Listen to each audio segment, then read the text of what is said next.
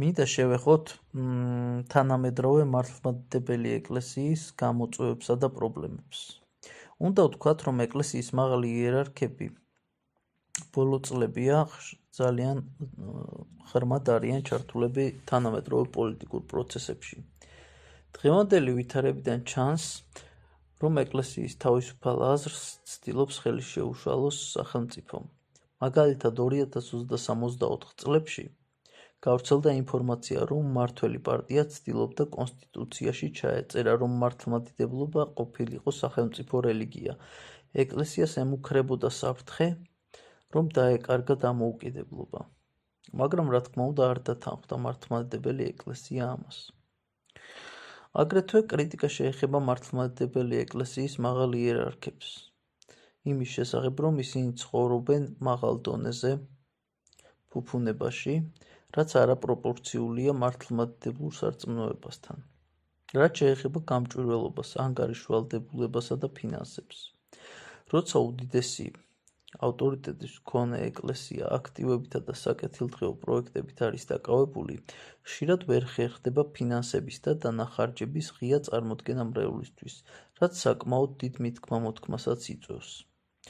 ხოლო რაც შეეხება კონკორდატს და პრივილეგიებს, 2002 წლის კონკორდატი ეკლესიას ანიჭებს განსაკუთრებულ უფლებებს. საკუთრების უფლება ყველა ეკლესიასა და მონასტერზე, განსხვავებულ სტატუსს სახელმწიფოსთან, იურიდიულ იმუნიტეტს, პატრიარქს და სხვა უპირატესობებს. როდესაც სახელმწიფო აქტიურად ცდილობს ეკლესიის მხარდაჭერის მოპოვებას, კანონპროექტების განხორციელებასაც არ erიდება. ეს შეიძლება გახდეს გზა სახელმწიფოს უფრო ძლიერი კონტროლის დასამყარებლად. რელიგიურ უმცირესობებს ხშირად უჩანთ არანორმალური დაბრკოლებები, მაგალითად გზის გადახერგვა, ტაძრის კარის ამოქოლვა და ასე შემდეგ.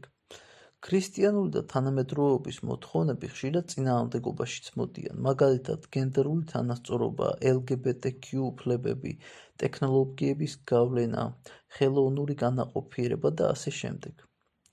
ადამიანთა ნაწილმა შესაძლოა ეკლესია უფრო რიტუალებად აღიქვას.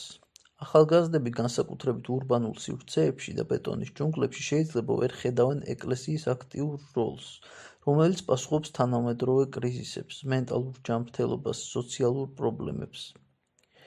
კრიტიკული ადამიანები ამბობენ, რომ ზოგჯერ ეკლესია სოციალური სისუსტეების მიმართ ვერ გვთავაზობს პრაქტიკულ მხარდაჭერას და მიდგომებს.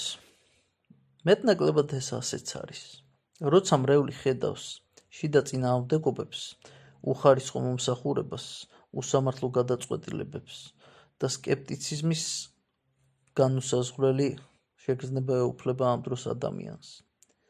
საქართველოში არის ჯგუფები და მოძრაობები, რომლებიც ეკლესიიდან განიყვნენ, სხვადასხვა მიზეზით, დოგმატური, პოლიტიკური თუ ესქატოლოგიური.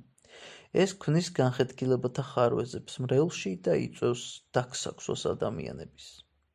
რაც შეეხება აფხაზეთისა და წყუმ-აფხაზეთის ზოგადად რეგიონს, ჯვარედინი ბარიერების პირობებში ეკლესიის მოქმედება შეზღუდულია. იქ არ აღევლინება წირვა-ლოცვა. ასე რომ პრობლემა ძალიან ბევრია, უნდა შეიზღუდოს, რაც შეიძლება მთავრობის ჩარევა დედა ეკლესიის საკითხებში და ამას ხელი უნდა შეეწყოს, რაც მთავარია მაღალი იერარქებისაგან.